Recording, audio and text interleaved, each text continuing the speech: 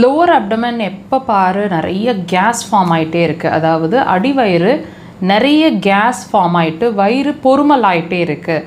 எது சாப்பிட்டாலும் gas form ஆகிடுது, சாப்பிடாமல் இருந்தாலும் ரொம்ப கேஸ் ஃபார்ம் ஆகிடுது.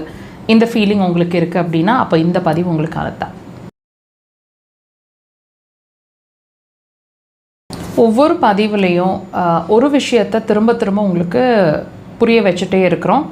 நீங்கள் என்ன சிரமப்படுறீங்களோ அது வியாதி இல்லை, வியாதியோட அறிகுறி அப்படின்னு சொல்லிட்டு. அப்போது இந்த அப்டமன், லோவர் அப்டமன், அதாவது அடிவயிறு கேஸ் ஃபார்ம் ஆகிட்டுருக்கிறது ரொம்ப நாளாக இருக்குது. டெஸ்ட் எல்லாம் பார்த்துட்டோம், எந்த ப்ராப்ளமும் அதில் காட்டலை, ஆனாலும் நான் சஃபர் ஆகிட்ருக்கேன்னு நீங்கள் சஃபர் ஆகிட்ருக்கிற இந்த பிரச்சனை அதுவும் ஒரு வியாதியோட சிம்டமாக இருக்கக்கூடுமா அப்படின்னு கேட்டிங்கன்னா இந்த பதிவில் அதை தெரிஞ்சுக்க போகிறீங்க. பொறுமையாக முழுசாக இந்த பதிவை பாருங்கள். இப்போது இந்த கேஸ் ஃபார்மேஷன் அப்படிங்கிற ஒரு விஷயம் நிறைய நடந்துக்கிட்டே இருக்குது. எளிமையான உணவு சாப்பிட்டாலும் அடிவயிறு கேஸ் ஃபார்ம் ஆகிடுது, ஸ்டமக்கை ப்ளோட்டிங் அல்லது பொறுமல் ஆகிடுது, வயிறு பொடங்கிற மாதிரி ஆகிடுது, நிறைய கேஸ் இருக்கிற மாதிரி நல்லா தெரியுது.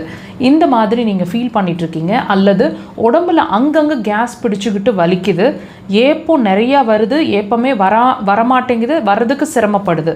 ஸோ இது நெஞ்சு அடைச்ச மாதிரி உங்களுக்கு அந்த ஏப்பம் வரமாட்டேங்குதுங்கிற சிரமம் அதிகமாக இருக்குது அப்படின்னு ஃபீல் பண்ணால் இது எல்லாத்துக்கும் இது எல்லாமே ஒரு இண்டிகேஷனுங்க. உங்கள் உடம்பு, உங்களோட சிறுகுடல் சரியாக இயங்க மாட்டேங்குது, அதாவது அதோட ஆக்டிவிட்டி, அதோட எனர்ஜி லெவல் குறைவாக இருக்குது அப்படிங்கிறதுக்கான ஒரு அறிகுறி இந்த கேஸ் சம்மந்தமான பிரச்சனைகளால் உங்களுக்கு சொல்லிகிட்ருக்கு. இப்போ இதோட வேறு என்ன சிரமங்கள் சொல்லும், நல்லா வாட்ச் பண்ணி பாருங்கள்.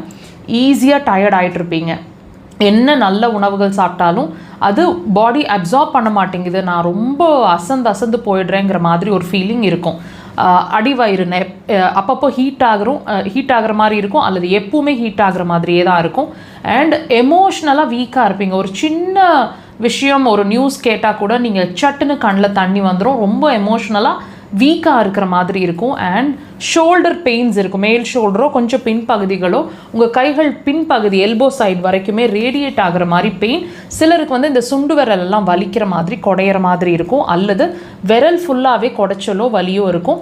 சில நேரங்களில் வலி கை ஃபுல்லாக குடையிற மாதிரி ஒரு வலி இருக்கும். இந்த மாதிரி விஷயங்கள்லாம் இருக்கும். தயவு செய்து இதோட கனெக்ட் பண்ணி பாருங்கள். அப்போ தான் நாங்கள் சொல்கிறது எவ்வளோ தூரம் ஃபேக்ட் அப்படிங்கிறது உங்களுக்கு புரியும். உங்கள் உடம்பு உங்களுக்கு என்ன சொல்லிட்டு இருக்குதுங்கிறதும் உங்களுக்கு புரியும். அக்குபஞ்சர் கண்டிப்பான முறையில் இதுக்கு சிறந்த தீர்வாக இருக்கும். ட்ரை பண்ணி பாருங்கள்.